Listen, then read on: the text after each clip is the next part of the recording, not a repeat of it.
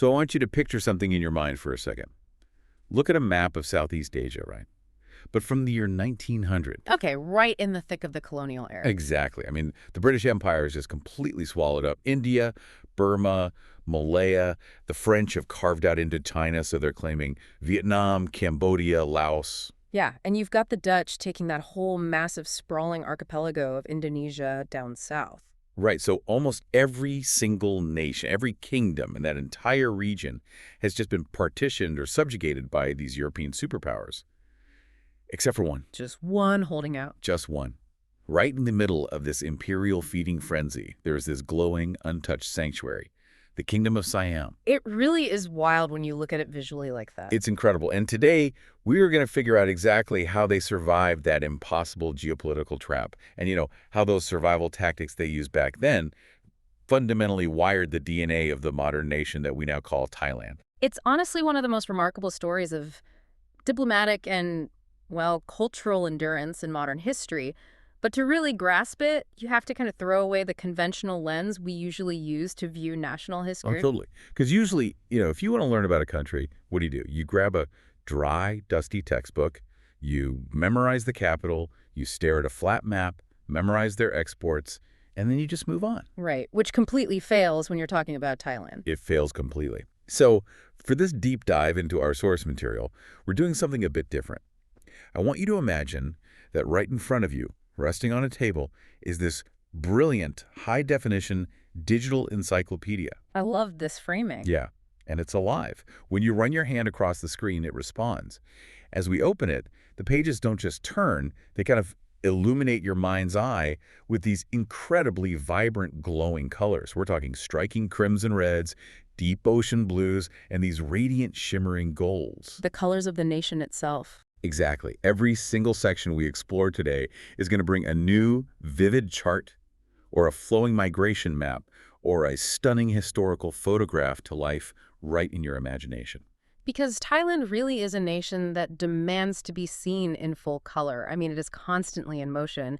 And as we navigate this incredibly comprehensive database today, I want to plant a core concept in your mind right from the start. Okay, what is it? If there's a master key to unlocking Thailand, like historically, politically, culturally, it is the nation's unparalleled ability to adapt. To adapt. Yeah. There's this specific phrase used by historians to describe their foreign policy, but honestly, I think it applies to their entire national character. It's bamboo bending with the wind. Bamboo bending with the wind. Okay, I can actually really visualize that. Right. Think about how bamboo works. It's deeply rooted in the earth, and the structure is incredibly resilient. Right, it's super tough. But when a massive, say, Category 5 hurricane hits, it doesn't stand there rigid. Rigid trees snap. They break. Right. They get uprooted completely. Exactly. Bamboo bows, it flexes. It bends almost completely flat to the ground if it has to. It survives the storm. And then when the wind finally passes, it snaps right back upright. That is the story of Thailand. That is a phenomenal visual. Okay, so let's fire up this digital encyclopedia. To understand the modern nation, the dizzying streets of Bangkok, the complex politics, the massive economy, we have to start at the foundation. So let's pull up the title page of our database. To look at the name and the physical canvas of the land itself. Exactly. The literal ground zero of their national identity. Right. So I'm looking at this beautifully illuminated title text in our minds, and the first thing that jumps out is the name itself, Thailand. Right. But right underneath it, fading in with this sort of ghostly silver typography, is its former name, Siam. Now, the official change from Siam to Thailand happened in 1939. And the etymology, like the actual meaning of these names, isn't just a linguistic footnote in our source. No, not at all. It's a matter of intense historical debate. It really strikes at the heart of who these people believe they are. So let's break that down. What does Thai actually mean? Well, our source highlights two conflicting yet equally fascinating translations from some pretty prominent scholars. On one side, we have this French historian, Georges Coudès. His interpretation is deeply tied to social structure. Yeah. He argues that the word Thai literally translates to free man. Free man. So he's suggesting the name was a deliberate way to draw a line in the sand. Exactly. Like a way to distinguish the Thai people from the indigenous populations or, the serf classes who were living under their societal structure back then. Precisely.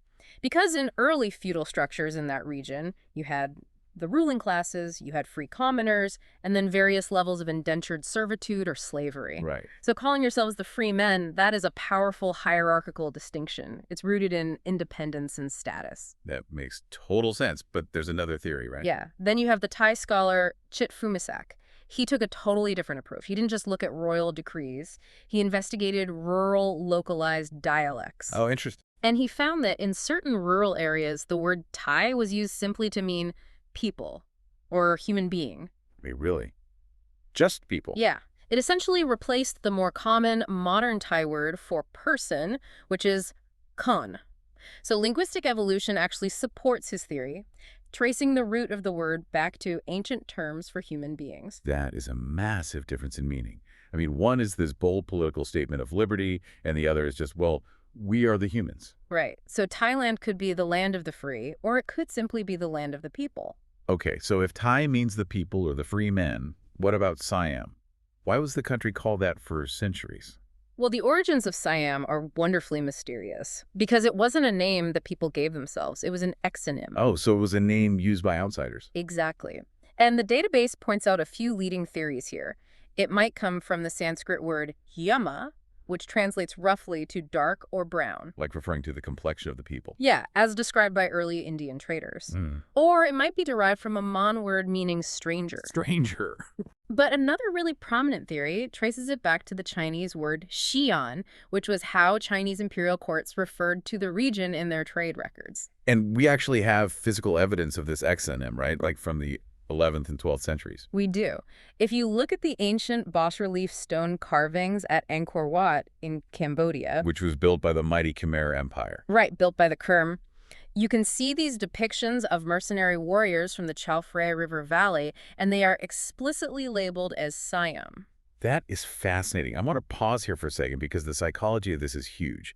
Imagine a person legally changing their name as an adult to reflect a totally new identity. Right. You are going from Siam, which is this label slapped onto you by foreign traders, Chinese emperors, ancient Khmer kings, to Thailand, a name you chose meaning the land of the free.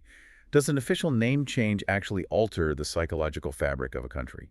I mean, it is a deliberate act of psychological reengineering. Changing the name in 1939 was an incredibly calculated move by the government at the time. Because of the political climate. Yeah, as we'll explore when we get to the political history, the 1930s were an era of intense, fervent nationalism globally. Thailand was absolutely no exception. Right.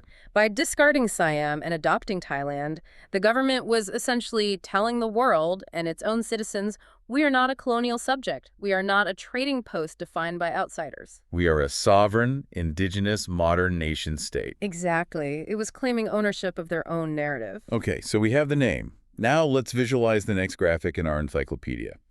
The screen fills with this brilliant, animated topographical map of Asia. We are looking at the demographic origins of the Thai people. And this usually surprises people. It totally shatters my preconceived notions. The map shows these bright, pulsing red arrows originating far to the north, well outside of modern Thailand's borders. Yeah, this is where we have to clarify the difference between modern citizenship and ancient ethno-linguistic groups. Okay, break that down. When historians talk about the ancestors of the modern Thai people, they use the term Thai, spelled T-A-I. This refers to a massive ethno-linguistic family that stretches across Southeast Asia and southern China. Right, and the text cites historian David K. Wyatt, indicating that these ancient Thai peoples actually originated around the Indian Bien Phu region, which is way up in the mountainous areas of modern-day northwestern Vietnam and southern China. Right up there. And starting around the 8th to 10th centuries, they began this slow, generational downward migration into the geographic area we now know as Thailand.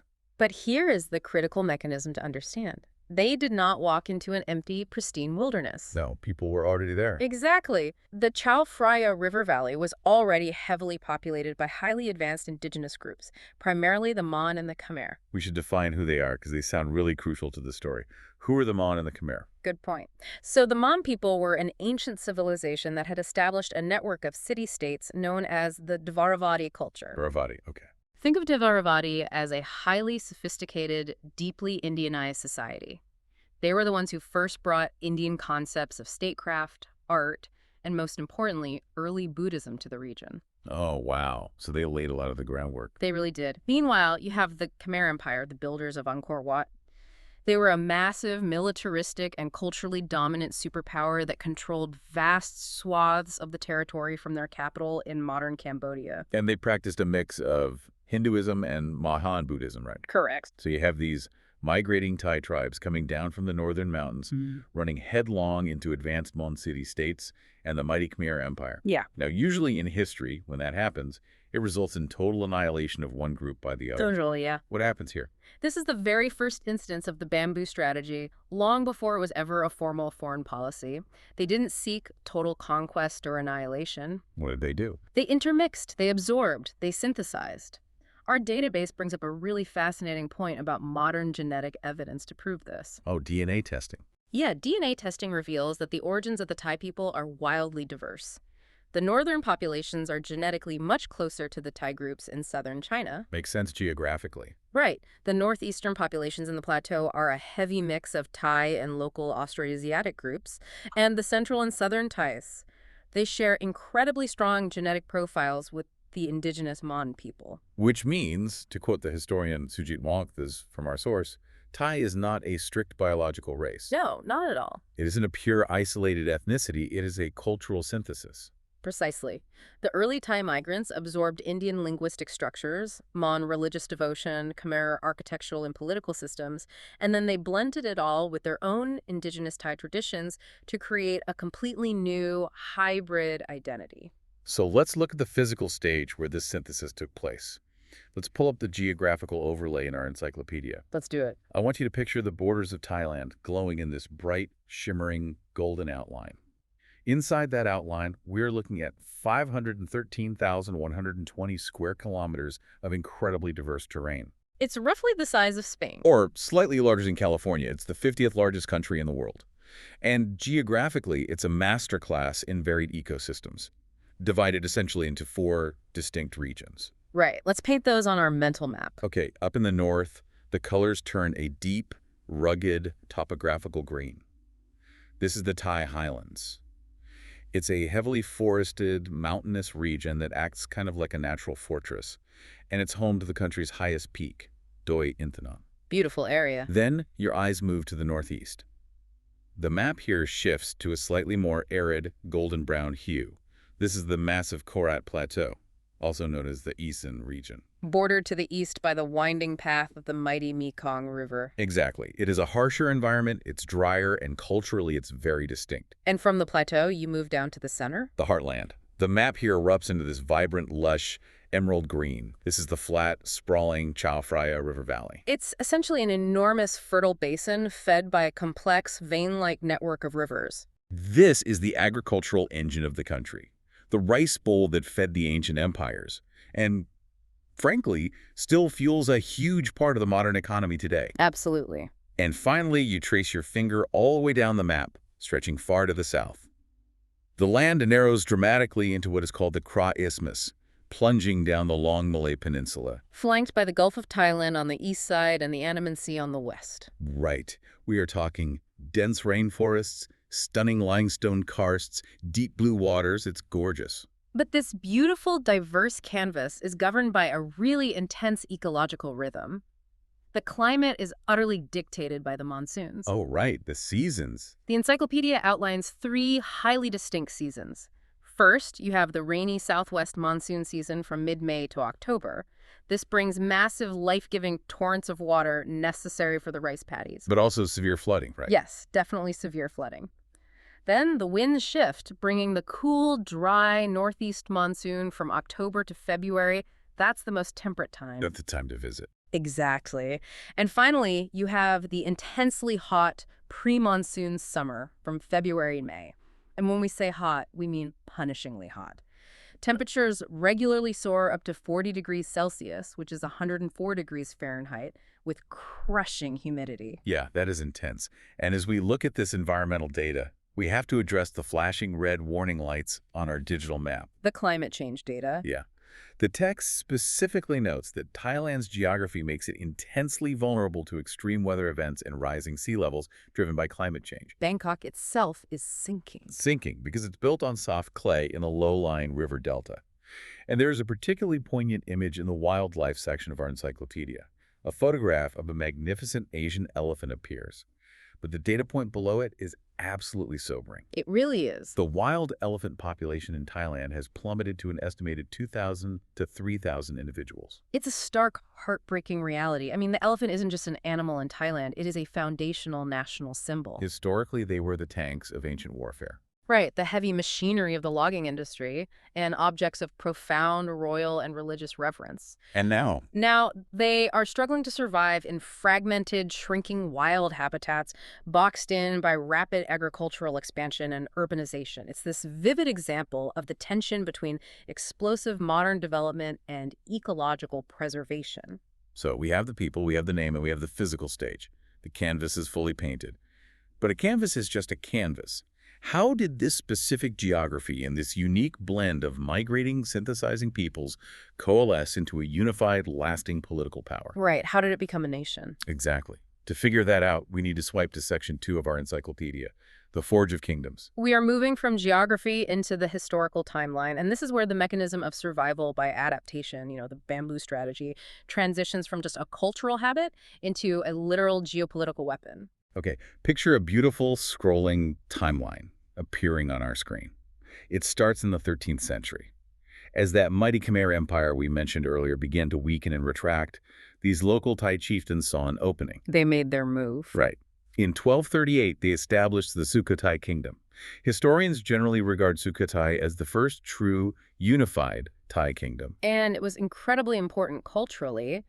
Under King Ram Khamhaeng, the Thai script was supposedly invented, giving them a distinct written identity, and Theravada Buddhism was firmly established as the state religion. The Sukhothai was a cultural golden age, laying the ideological groundwork. It was, but structurally, it was somewhat decentralized. It functioned more like a network of fiercely loyal local lords rather than a rigid centralized state. Got it. The true consolidation of absolute power, the kingdom that really put Siam on the global map, was the Ayutthaya Kingdom, which rose to prominence after being founded in 1351. Let's really visualize Ayutthaya, because the scale of it is staggering based on the source.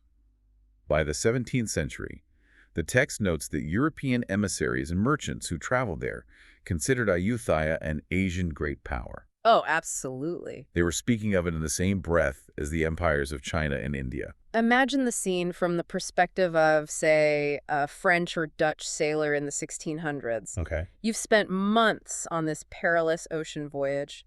You sail your galleon up the mouth of the Chao Phraya River, and suddenly, emerging from the jungle, is an island city of glittering gold-leafed temples. Wow. Massive brick fortresses, and a cosmopolitan population. Ayutthaya was a sprawling metropolis. It was a hub of global commerce. They successfully and brilliantly managed relations with Portuguese mercenaries, Dutch merchants, French diplomats, and British traders. So they were playing the game. They played the European powers against each other. They dominated regional trade, and they projected immense military strength. It sounds invincible. It does. But no golden age lasts forever. No, it doesn't.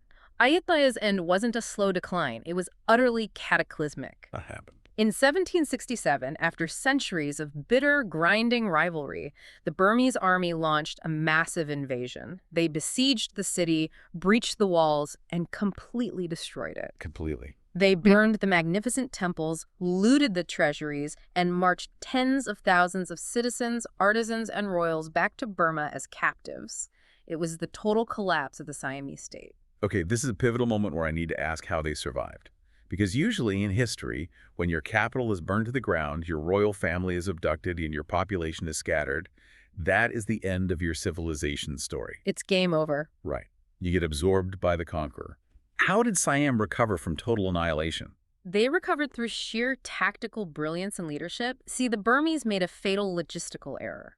Because they were fighting a multi-front war, including conflicts with China to their north, they couldn't afford to leave their entire massive army in Siam. Oh, they overextended. Exactly. They left a relatively small garrison to hold the ashes of Ayutthaya and withdrew the main force.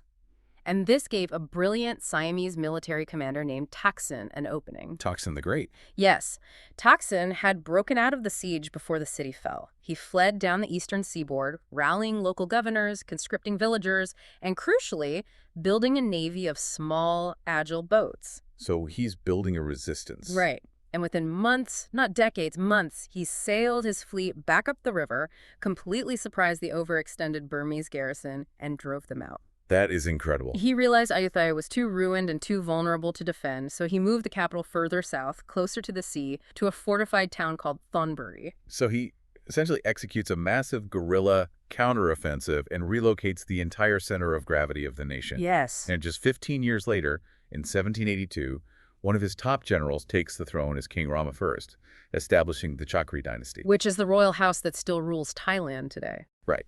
And he moves the capital directly across the river to an even more defensible position, a place the world now knows as Bangkok. Marking the beginning of the Rattanakosin kingdom. And it is during this Rattanakosin era that the Thai ability to survive faces its ultimate existential test.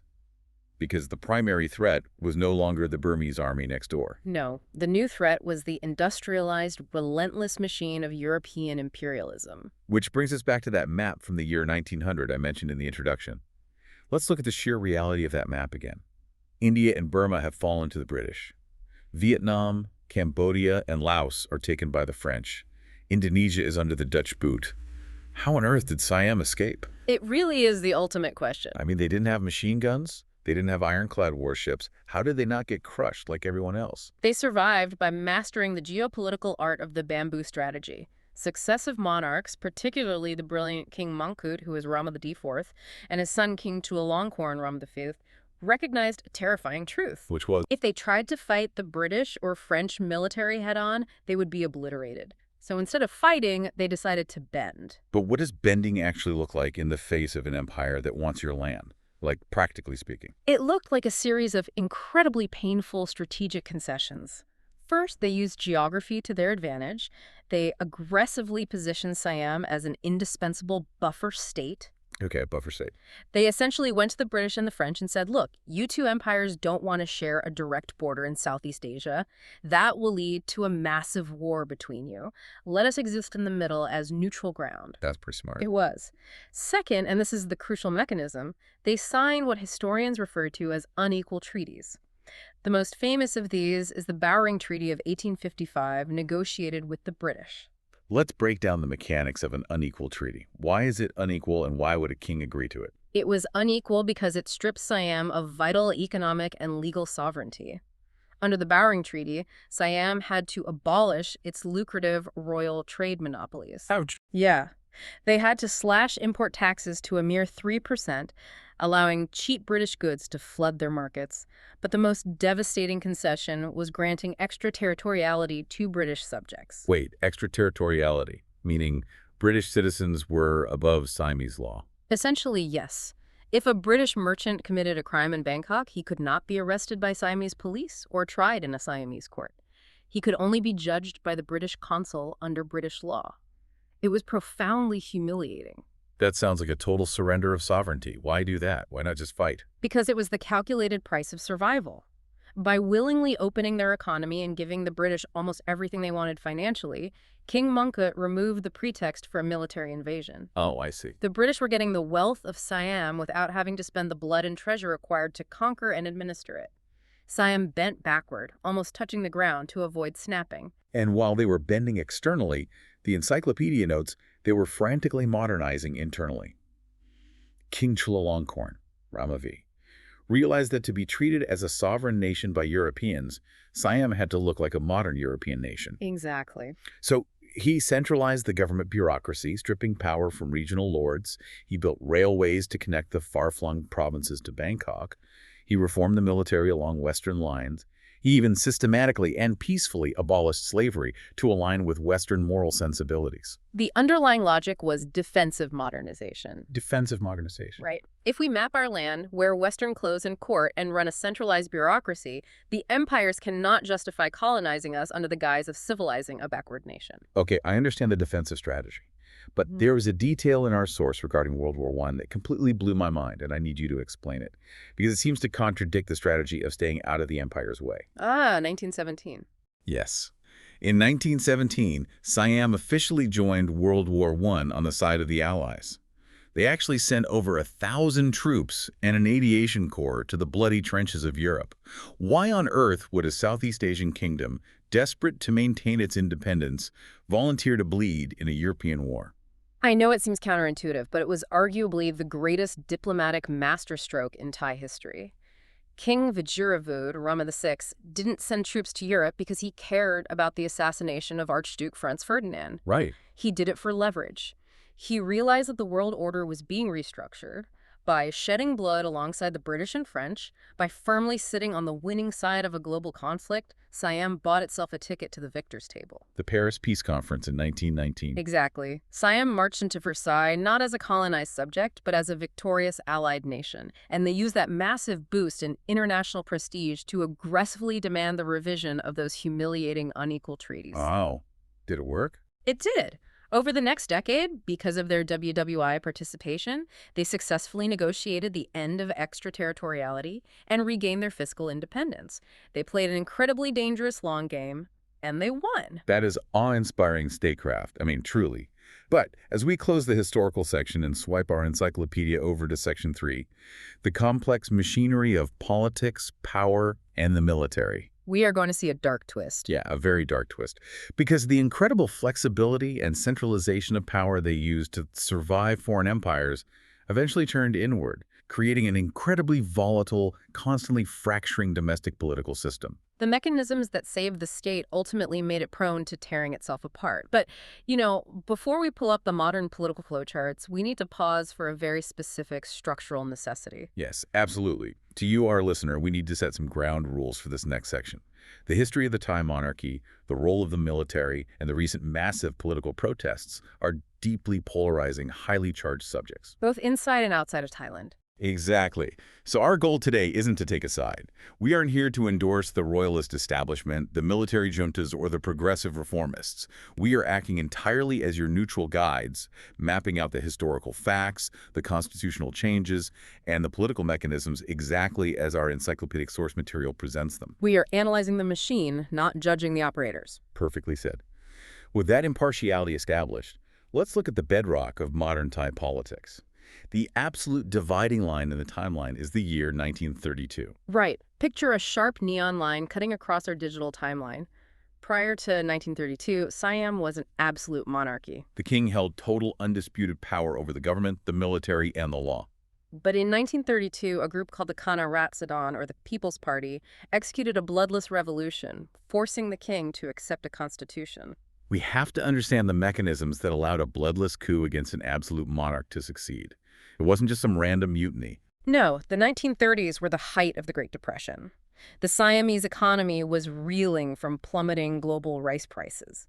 The king at the time, Rama VII, had to drastically cut government spending, which deeply angered the civil service and the military. And at the same time, you had this intellectual shift, right? Yeah, meanwhile, a generation of young, ambitious military officers and civilian lawyers had been sent to study in France and Britain, where they absorbed ideas of democracy, constitutionalism, and republicanism. So you have an economic crisis at home and an intellectual awakening among the elite bureaucrats abroad.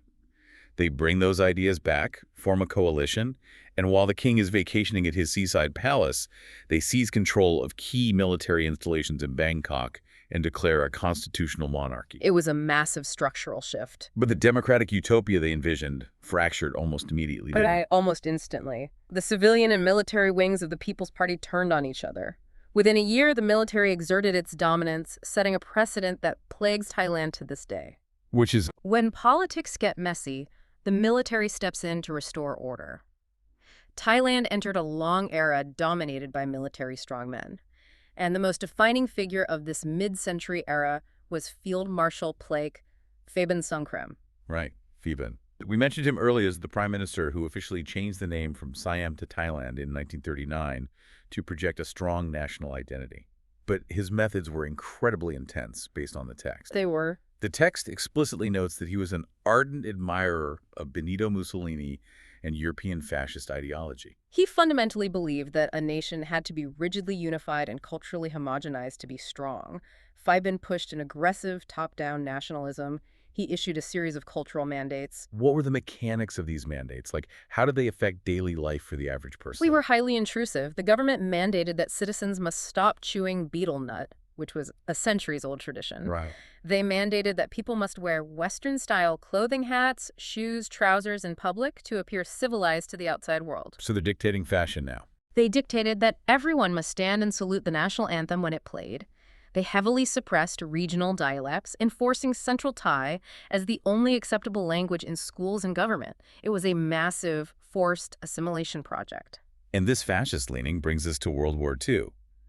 During WWII, under Phai-Buen's leadership, Thailand officially allied with the Empire of Japan. They did. They allowed Japanese troops to pass through Thai territory to attack British Malaya and Burma, and Thailand officially declared war on the United States and Great Britain. Now hang on, I have to push back here. Go ahead. We just spent 20 minutes lauding the Thai genius for diplomacy and avoiding colonization. Allying with the Axis powers seems like a catastrophic miscalculation. How did this not end with Thailand being carved up by the victorious Allies in 1945? Because the bamboo strategy was operating in the shadows. This is one of the most incredible dual-track diplomatic maneuvers in history. Dual track. While Phai-Buen's official government was allied with Japan, a massive, secret underground resistance network called the Free Thai Movement was operating simultaneously. Who was running it? It was spearheaded by the Thai ambassador to the United States in Washington, D.C., who simply refused to deliver Phai-Buen's declaration of war to the U.S. government. He just didn't deliver it. He literally just sat on it. He argued that the declaration was illegal and didn't represent the will of the Thai people. He organized Thai students in the U.S. and the U.K., while high-ranking civilian officials inside the Thai government in Bangkok secretly fed intelligence to the Allies and helped smuggle down Allied pilots out of the country. They literally played both sides of the greatest conflict in human history. Yes. And when the war ended, the United States, who needed an anti-communist foothold in Southeast Asia, essentially chose to ignore the official declaration of war, recognizing the Free Thai movement as the legitimate representatives of the nation. That is wild. Phai-Buen was briefly ousted, and Thailand miraculously avoided the severe reparations and territorial losses inflicted on other Axis allies. Astounding. Okay, so moving into the 1950s and 60s, the global winds shift dramatically. The existential threat is no longer Western empires or Japanese expansion. It is the domino theory of communism sweeping across Vietnam, Laos, and Cambodia. How does the Thai bamboo bend this time? They execute a severe total pivot to the West. Thailand becomes a massive, staunch, indispensable ally of the United States in the Cold War. Right. They become a founding member of CO, the Southeast Asia Treaty Organization. They send combat troops to fight alongside the Americans in both the Korean War and the Vietnam War. Great air bases, right. Most significantly, yes. They allow the U.S. military to build and operate massive air bases on Thai soil, from which a huge portion of the bombing runs over Vietnam and Laos were launched. And what was the payoff for Thailand? Massive transformative infusions of American economic and military aid. The U.S. pumped billions of dollars into building Thai highways, modernizing their infrastructure, and heavily arming their military to prevent a communist insurgency. But there's a flip side to that military aid. There is. This aid also propped up a series of hardline, anti-communist military dictatorships, like those of Seret Thanarat and Thenom Kitakatorn. The military became deeply entrenched as the ultimate arbiter of power, justified by the existential threat of the Cold War. But eventually, the Cold War ends. The Thai economy modernizes rapidly, a new urban middle class rises, and civil society begins demanding a genuine voice. Which brings us to the dizzying, chaotic modern era. Very chaotic. The text describes the current government structure as part democracy and part dictatorship. Let's look at a statistic that illustrates this perfectly. Since the end of the absolute monarchy in 1932, Thailand has had 20 different constitutions or charters. 20 foundational legal frameworks in less than a century. To put that in perspective, the United States has had one constitution for over 2 centuries. It's insane. Thailand has had the 4th most military coups of any nation in the world. It is an incredibly volatile pendulum swinging between elected civilian governments and military juntas. We need to explain the mechanics of this pendulum. Why does it keep swinging? The encyclopedia highlights a massive political fault line that erupted in the 2000s and still defines the country today. It centers around a billionaire telecommunications tycoon who entered politics, Thaksin Shinawatra. Thaksin is the most polarizing figure in modern Thai history. He formed a political party called Thai Rak Thai and became prime minister in 2001. And he changed the game. He did. Thaksin realized something fundamental about the Thai electoral math. The vast majority of the population lived in the rural agricultural provinces, particularly in the north and the northeast, the Aizen region. Previous Bangkok-centric governments had largely ignored them. So Thaksin implemented massive populist policies directed squarely at the rural poor.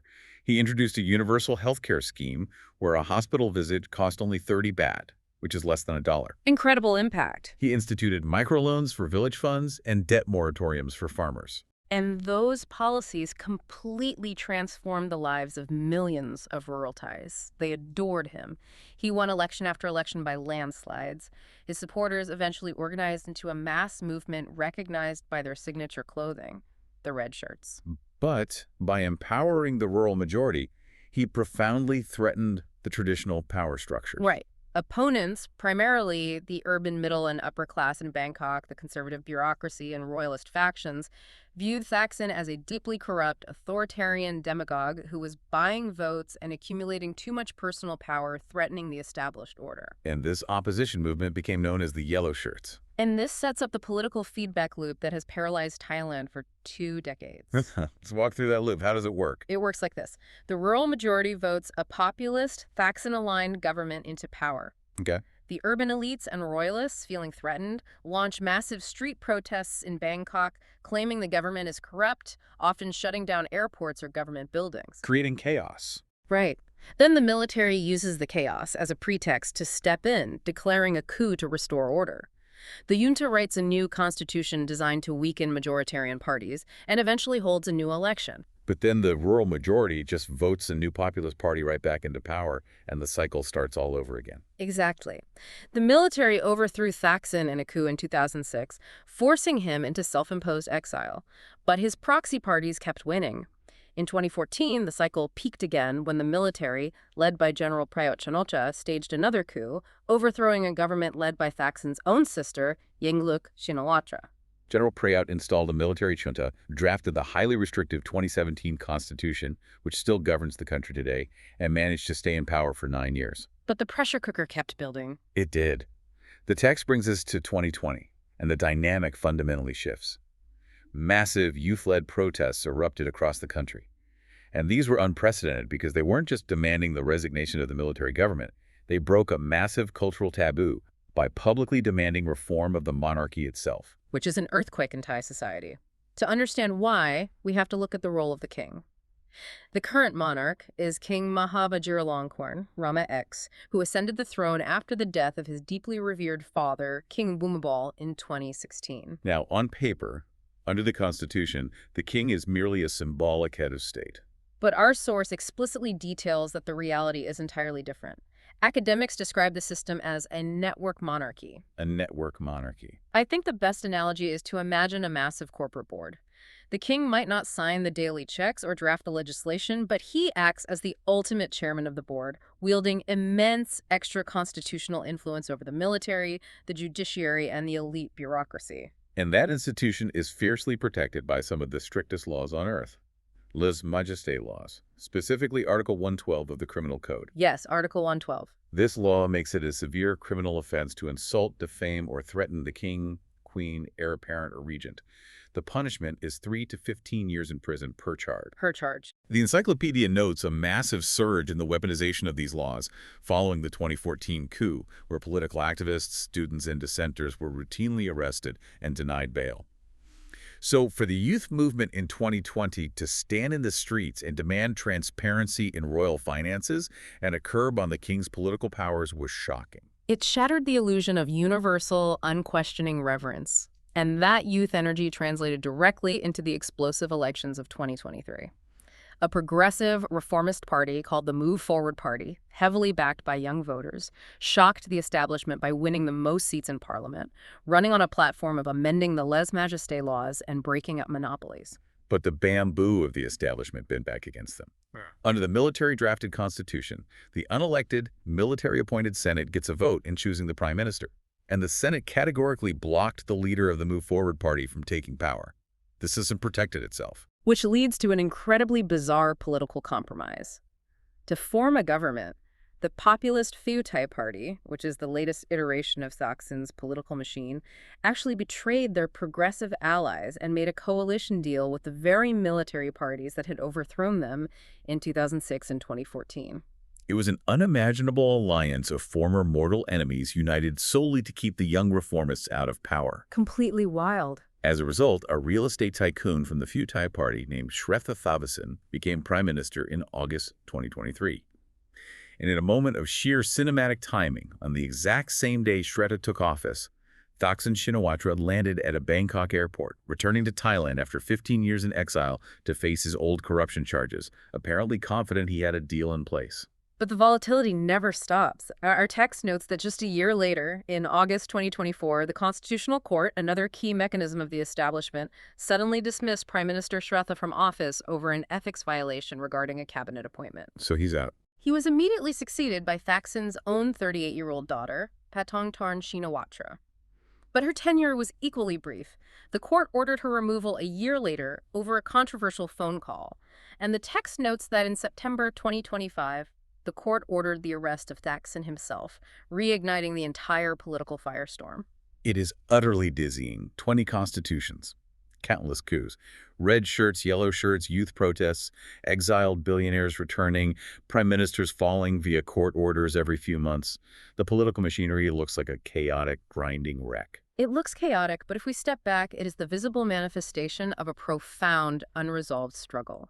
It is the friction of a society attempting to balance a rapidly modernizing, politically awakened populace against a deeply entrenched, highly conservative power structure of military, judicial, and royalist elites. You would think that a country with this much political instability, a country that throws out its constitution every few years, would be an economic wasteland. Capital hates instability. He usually does, yeah. But this is where Thailand defies all logic.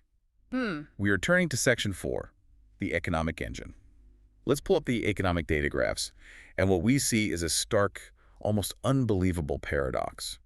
While the politicians fight in the courts, the factories are humming at a deafening roar. It is the great paradox of modern Thailand.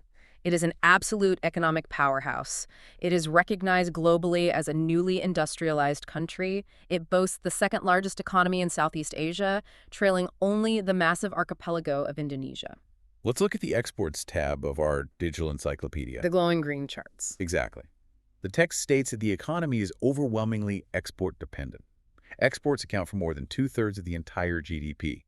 They are shipping out over $105 billion worth of goods annually. Huge numbers. We are talking massive quantities of computers, integrated circuits, electrical appliances, textiles, and of course agricultural products like rice and rubber. But the sector that really jumps off the page, the one that makes for a fascinating visual, is the automotive industry. The scale of vehicle manufacturing in Thailand is massive. As of 2012, it was the largest automotive hub in Southeast Asia and the 9th largest in the entire world. They produce nearly 1.5 million vehicles every single year. And these aren't indigenous Thai brands. No, it is primarily foreign manufacturers. Japanese giants like Toyota and Honda and American brands like Ford who have set up massive production bases in Thailand. And here is a highly specific, totally fascinating fact from the source. It is not just any cars they are building and buying. It is pickup trucks. Pickup trucks, yeah. Thailand is the second largest consumer of pickup trucks in the entire world, right behind the United States. In 2014, pickups accounted for a staggering 42% of all new vehicle sales in the country. Why? Are Thai people just uniquely obsessed with off-roading? No, it is a perfect example of tax policy fundamentally driving economic behavior. It all comes down to a massive, deliberate loophole. The Thai government set highly favorable excise tax rates specifically for two-door pickup trucks. We are talking a tax of only 3 to 12%. Meanwhile, regular passenger cars face a punishing tax burden of 17 to 50% based on engine size.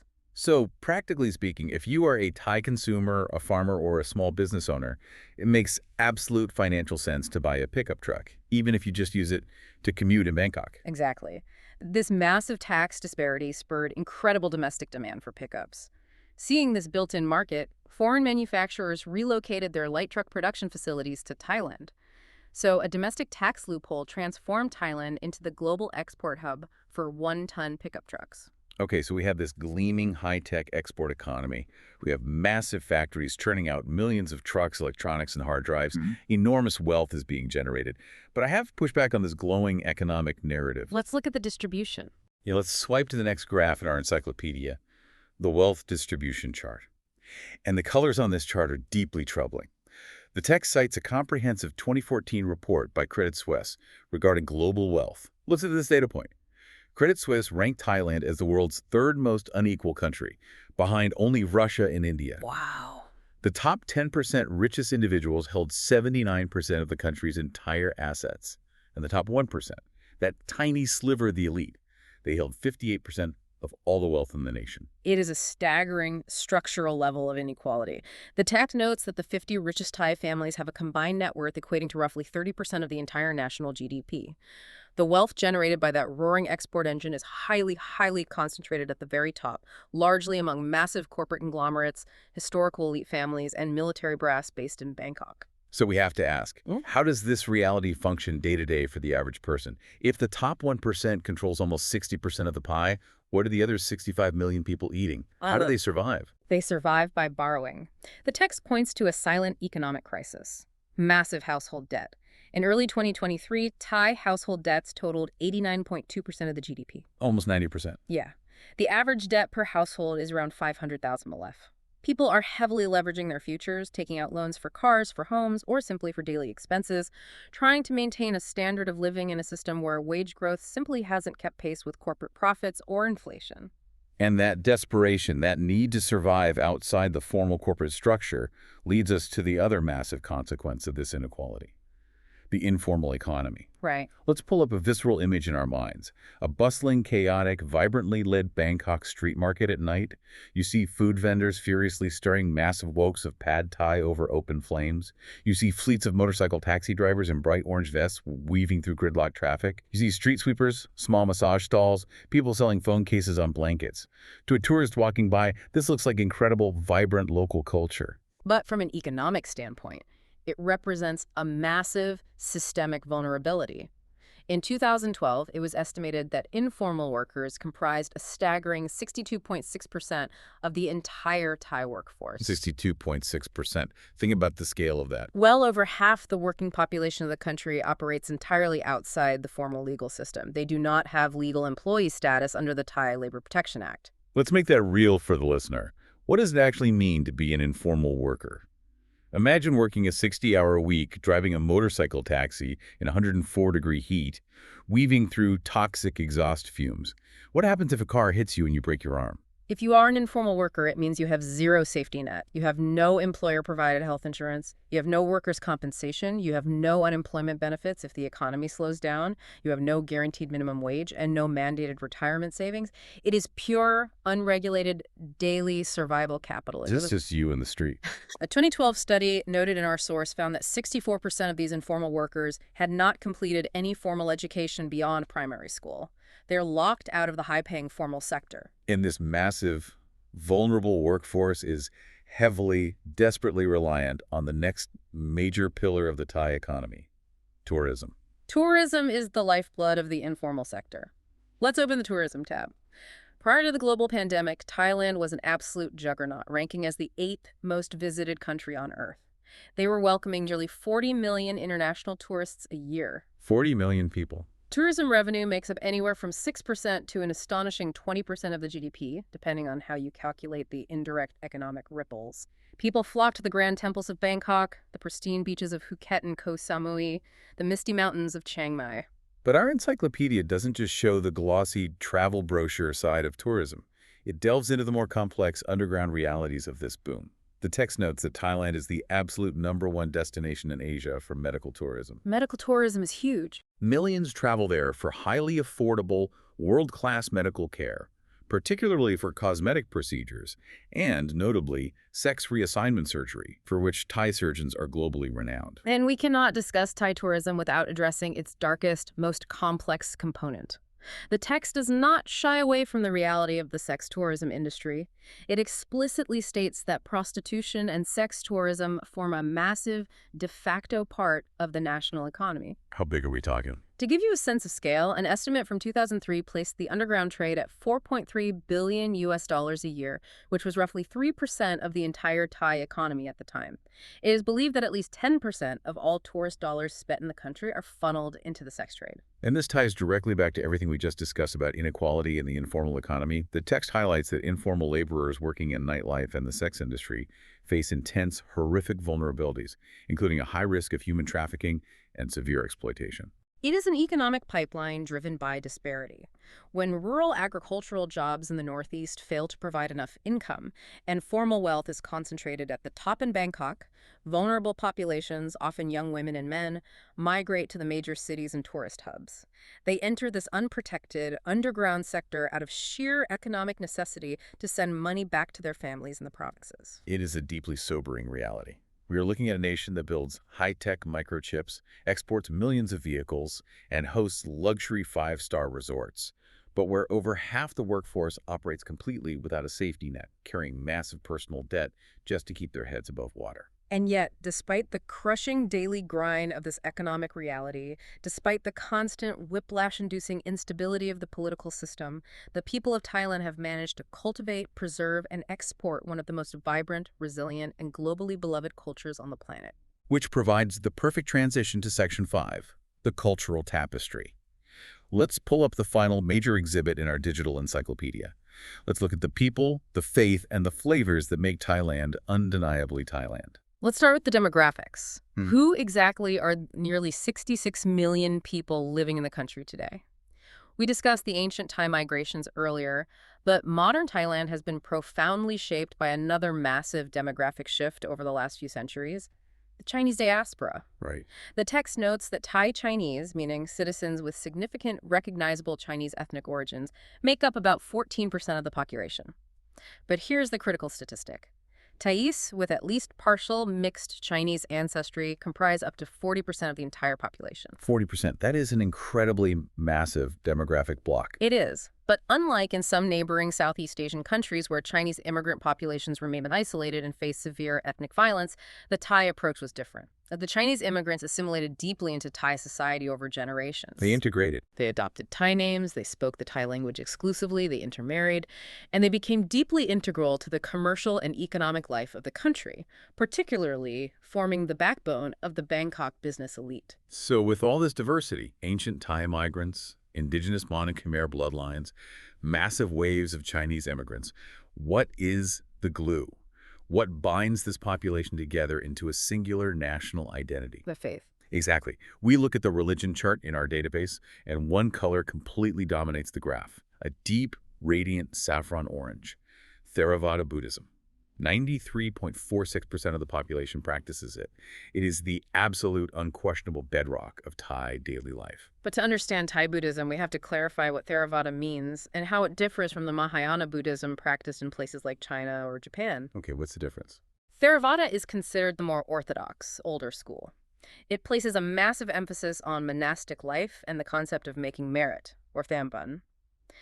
Thai people believe that offering food to monks, donating to temples, or performing good deeds accumulate spiritual merit, which improves their current life and ensures a better rebirth. That is highly interactive. Every morning at dawn, thousands of monks in saffron robes walk the streets of Thai cities and villages, and citizens wait outside their homes to place food in their alms bowls. It is a daily, visible reinforcement of the social and spiritual contract. But again, think of our core theme. Yeah. Think of the bamboo. Thai Buddhism is not a rigid, isolated, purely orthodox theology. The text explains that over millennia, it has heavily absorbed older, indigenous animist beliefs, the worship of nature spirits and ghosts. Exactly. When you walk down a hyper-modern street in Bangkok, you will see a gleaming, high-tech corporate skyscraper of glass and steel. But right outside the main entrance, meticulously placed, will be a beautifully ornate spirit house looking like a miniature temple on a pillar. Oh, I've seen pictures of those. People leave daily offerings there. Incense, fresh fruit, garlands of jasmine, and very often bottles of strawberry red Fanta to appease the local spirits of the land so they don't cause trouble for the business. They have also incorporated ancient Hindu practices from the Khmer era, like royal astrology and Brahmin rituals at state ceremonies. It is a total seamless synthesis of beliefs. And that genius for synthesis Brings us to what is arguably Thailand's greatest modern achievement, its soft power. Let's look at the global cultural exports page of our encyclopedia. Thailand has managed to project its culture across the globe with terrifying, brilliant effectiveness. They punch massively above their weight class culturally. Let's start with the most obvious and delicious example, the food. The screen fills with a sensory montage. Steaming bowls of broth, bright green herbs, fiery red chilies, the rich aromatic smell of coconut milk and lemongrass. Thai cuisine is globally dominant. It really is. The encyclopedia cites a massive CNN global poll of the world's 50 best foods. 7 different Thai dishes made the list. That is more than any other country on earth. We are talking Tom Yam Goong, the spicy shrimp soup, pad thai, som tam, that incredible fiery green papaya salad, and massaman curry, which actually took the #1 spot globally. Thais consume over 100 kilograms of rice per person per year.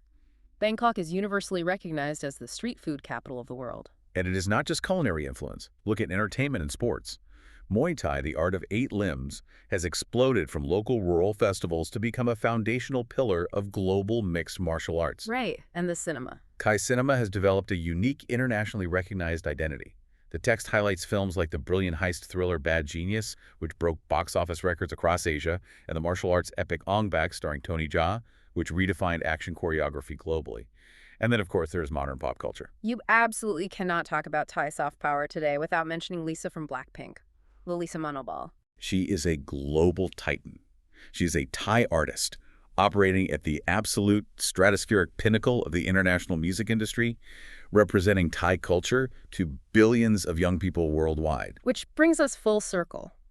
I want you to think about Thailand's modern cultural export strategy as an exact mirror of its historical geopolitical strategy. It's the bamboo again. It is always the bamboo. How did the kings of Siam survive the colonial era? By adapting, by absorbing Western ideas, building railways, changing their laws, and presenting themselves as a modern equal while remaining fundamentally Siamese at their core. And today? How does Thai culture thrive globally today?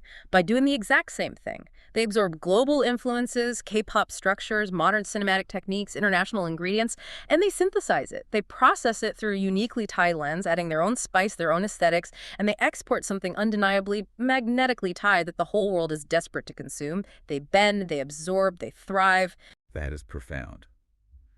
Okay, let's slowly close our digital encyclopedia. Let's zoom out and look at the massive, incredibly complex picture we have painted over this past hour. We started with ancient Thai tribes migrating down from the northern mountains, absorbing Mon and Khmer cultures instead of destroying them. We saw the rise of glittering, wealthy kingdoms like Ayutthaya, their tragic fiery fall, and their miraculous rapid resurrection. We watched Siam survive the brutal age of empires by bending like bamboo, willingly signing humiliating, unequal treaties to save their ultimate sovereignty. We examined the incredibly volatile political machinery that followed, the staggering 20 constitutions, the relentless military coups, the deep, agonizing divides between rural populist red shirts and urban establishment yellow shirts, between the youth demanding reform and the deeply entrenched royalist elites protecting a network monarchy. We looked at the roaring, paradoxical economic engine. We saw millions of pickup trucks rolling off assembly lines due to clever tax loopholes, sitting in stark, painful contrast to the millions of unprotected informal workers driving motorcycles and serving street food, navigating intense, systemic wealth inequality and massive household debt.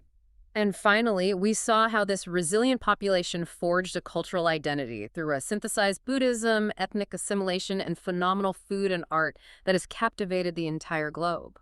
Understanding Thailand is truly a masterclass in understanding how a nation balances incredible rigidity with ultimate fluidity. It is defined by the rigidity of the military interventions, the strict, uncompromising laws protecting the monarchy, and the extreme concentration of elite wealth. But it survives through the incredible fluidity of its massive informal economy, its highly adaptable foreign policy, and its seamless synthesis of religious beliefs and cultures. It is a country that is constantly, relentlessly negotiating its own identity. But as the screen of our encyclopedia fades to black today, I want to leave you, the listener, with one final, startling data point. It is a detail hidden deep in the demographic section that we haven't discussed yet, but it is a mechanism that threatens to upend everything we have just talked about. The demographic cliff. Yes. The text states that Thailand's total fertility rate has plummeted to 1.0. That is an ultra-low rate, catastrophically below the population replacement level of 2.1. Furthermore, over 20% of the entire national population is now over the age of 60. The population is rapidly aging, and they simply are not having children. So here is the question for you to mull over as you go about your day.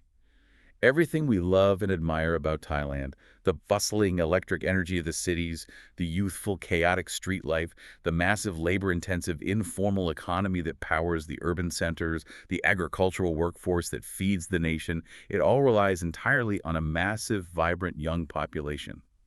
How does a culture globally famous for its bustling energy bend with the wind of an impending massive demographic collapse? When the bamboo gets old, gray, and brittle, and there are no new shoots growing, what happens when the next major storm hits? It is the most profound challenge they have faced since the colonial empires arrived at their shores. Thank you so much for joining us on this deep dive into the sources.